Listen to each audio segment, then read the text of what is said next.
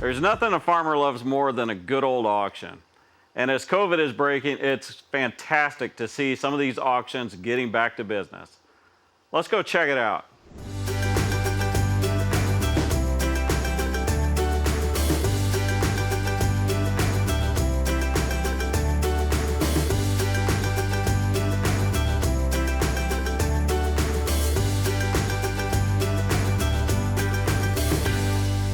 What are you buying today?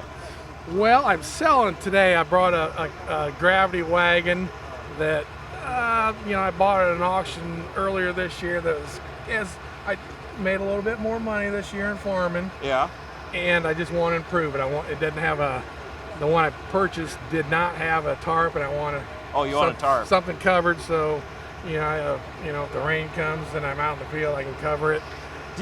I remember I bought the auger cart and it came with a tarp, and I'm like, whatever. Do you know how many times I use that? It's You probably didn't use it much. Probably. Oh, you do? Yeah. Oh, you did? use it a lot more you? than you ever realized. Yeah. It's surprising how many times we get caught in the rain. But yeah, I'm 57. I've been coming probably for, I don't know, maybe since probably second or third sale. It's kind of an addiction. So okay. I'm here. They started having them twice a year. Yeah. About 10 years ago, maybe, and I've been to a lot of them. So you kind of like the social aspect of it? Yeah. Okay. What do you think this online bidding is going to do to that? Well, it already has. It's game. It's here. Yeah. And it's improved for the seller a lot. Yeah. Made it a little harder for the buyer. Yeah. There's just more people out there looking at it, and I know a lot of people that buy and sell machinery too, and it makes it hard for them guys. A little harder for, it keeps the things more honest, the prices. Yeah. Where sometimes you might have a certain piece that's a little more specialized, and nobody's really there that day to buy it, and now. So you being a seller here today, you're all for it. Yeah. Yeah. Yeah. What do you think about like the rural community? Because the young guys coming up, because auctions have been so ingrained in like the social aspect of farming. Mm-hmm. What do you think the next generation is going to do? Regarding the auctions? Well, they have this online option. Well, I don't think the in-person one's going to die out. There's about as many people here today as I've ever seen. It's kind of fun to see it, isn't it? Yeah. Yeah. And but the online's here to stay. Sullivan's a big auction company out, Quincy, Carthage area, and Western Illinois, and they've really done this thing. They've got it figured out. What's the weirdest thing you bought at an auction?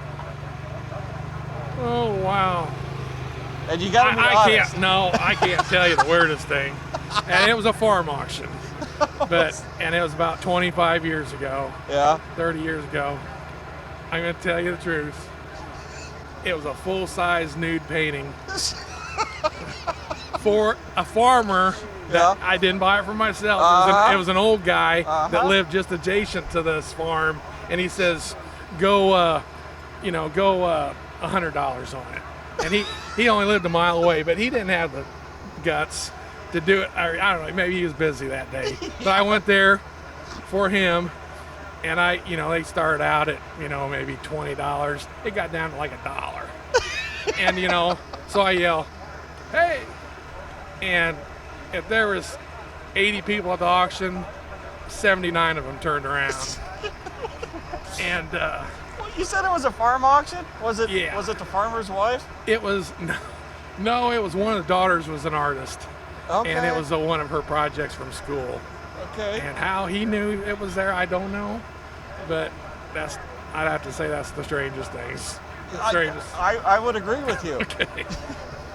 And where do you have it hanging in your house? Well, the old gentleman passed away that purchased it. And, well, it should go to you then. I don't think I have a place for it.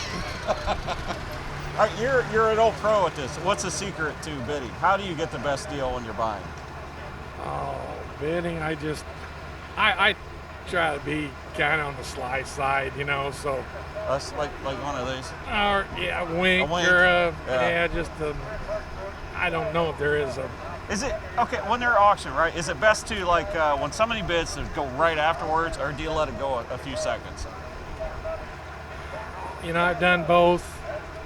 I'd say, you know, you just got to set your price in your head and pray for you don't have buyer's remorse later. Really, the key is to have the highest bid at the end. Well, yeah, that's who wins. I mean, that's how you get it. But sometimes you think, why did I do that?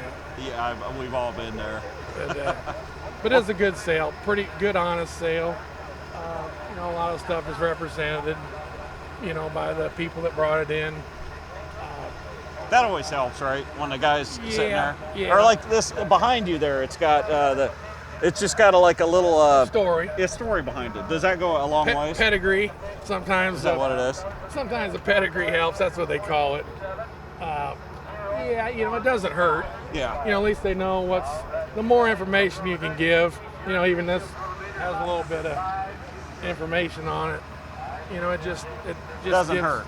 Right. Okay. All right. Well, that's good to know. Well, thank you for talking to us. Really appreciate it. Yeah. You're welcome. Thanks for spending some time with us here on SharkFarmer TV. For more stories about people in agriculture, catch my shows on Rural Radio Channel 147 Sirius XM. There's more in-depth discussions on my podcast, and of course, you can check out previous episodes of this show on my YouTube channel. Find out more at sharkfarmer.com.